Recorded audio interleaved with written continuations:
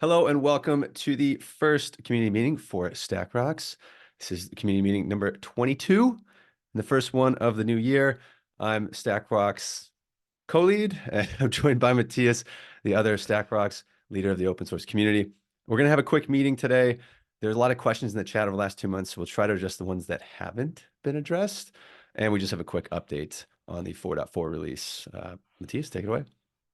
Sure. So originally, the release for 4.4 was planned beginning of March. We had some more features we want to pack in. So the release will be pushed back to mid-March, roughly. Please remember that we usually do not communicate specific dates because of this reason, just to have some leeway in when we actually release. So expect the 4.4 release roughly mid of March. We will keep you updated, and also that gives us the chance to talk about everything fresh from the press that's coming in 4.4 in the next community meeting. So don't miss out. Yeah, the next community meeting at release time, there will be a blog, there will be a product update video as well. So you should have all the information you need. I know there are a couple comments in the chat about certain features that people wanted in the next release. I believe it was Dane.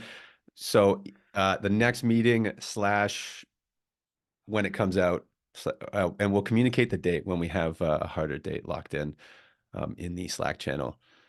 Anything I missed? I think we're all set.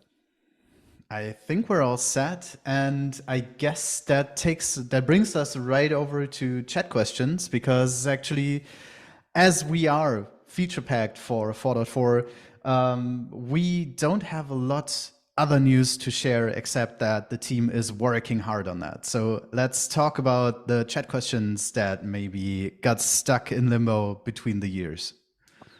Sure. I'll kick it off because we have Boaz here, and there's a very, very niche question about regex. I think that we're going to need more information, but Boaz promised to forward it. Am I correct? You got me there. I did promise that. Wished you hadn't said that. Yeah, no worries. I'm going to follow up with the engineering team. I don't actually know the specific answer. I'll provide the answer in chat. Yeah, we'll do what we can. I'll see if I can mess around because it looks like there's a hacky way to get around this. We'll see. I haven't worked with regex in a while. Next up, Dane is trying to add a public registry on, does that Google? GHCRO? GHCR.io? Generic. Oh, it's a generic Docker registry.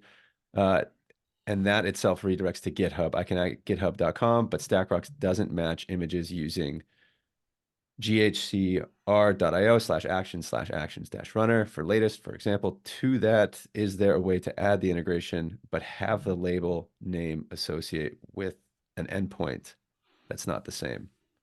So if you just add ghcr.io, it fails. So you need to actually add the whole string for the repo, I'm assuming.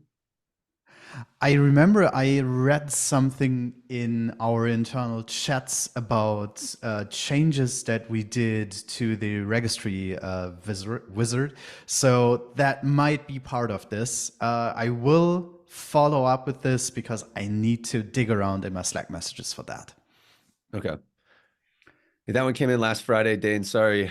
I just got back from traveling all over, so we'll try to get an answer for you.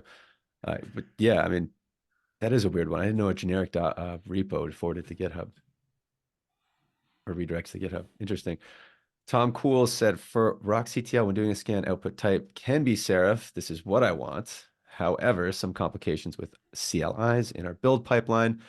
There's also the image scan endpoint in ACS, but that doesn't seem to have the option to output serif. Translating the API result, JSON to serif seems tedious to do myself. Does anyone have any advice here? Either how to get serif image, scan results from the API, or how to map the response to serif.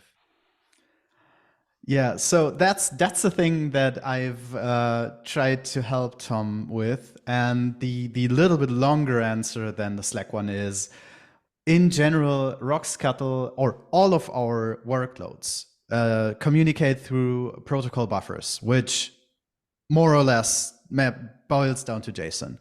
So what we're doing is ACS or StackRox doesn't provide a JSON and doesn't provide a serif endpoint, but instead what we're doing is we're taking the JSON and converting it from JSON into the serif format in RoxStar. So what you can do is you don't have to reinvent the wheel here. You can take our conversion code and lift it out of the project. After all, it is open source, which is the great thing about this. So, Tom, if you are using Go in your code base or have that in the company, the knowledge, I have linked you the actual Go files and the actual parts of our code that are doing the conversion. So you could lift that, or, for example, the most important thing is we have JSON path expressions that take that just go into the JSON and convert or extract the important information out of the JSON and into serif format. So even if you're not using Go, these path expressions are also what I linked. So these are like I guess like 80% of the work to actually get from JSON to serif. So even if you're not using Go in the code base, hopefully that helps you. Awesome. And then last one is ShareTalk. Do we have any API experts here? We'll ask and see if we get an answer. This is one that we missed in the chat. I'm currently researching the StackRox API, specifically the API v1/namespaces, which gives a list of namespaces. I can't understand query parameter query.query. Two questions follow from this. Is it possible to display a list of namespaces of a specific cluster and not all at once? And then two, what is the format of query.query? What is it for? Because I write different options there, but they do not affect the result in any way. I couldn't find the answer to the questions in the chat history. So we have API documentation. Unfortunately, as far as I'm aware of, we still only have API documentation when you have ACS up and running. So then you definitely have the full access to our open API generated docs.